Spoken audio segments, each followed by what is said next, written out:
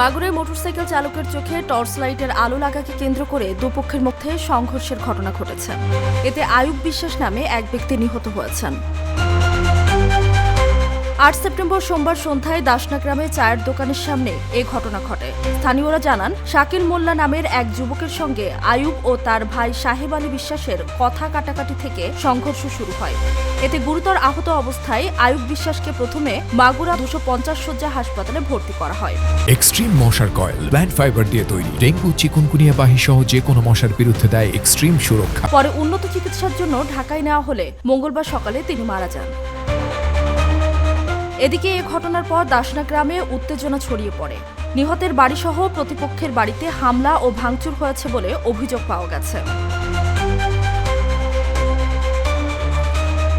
এ বিষয়ে মাগুরা সদর থানার ওসি আয়ুব আলী জানিয়েছেন, স্থানীয় আধিপত্যের বিরোধের জেরে এ ঘটনা ঘটে। তবে সহিংসতা এড়াতে সেখানে পুলিশ ও সেনা টহল বাড়ানো হয়েছে।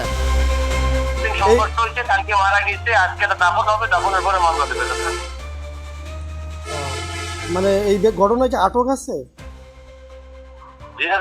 এই ঘটনায় কি আটক হয়েছে কেউ? না, এখনো মামলা দিনাই তো দাদা।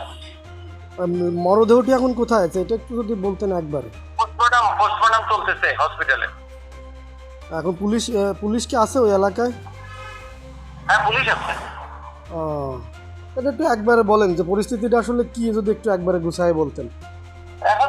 এখন পরিস্থিতি শান্ত, মোটামুটি শান্ত, আপাতত নিয়ন্ত্রণে আছে, পুলিশের নিয়ন্ত্রণে।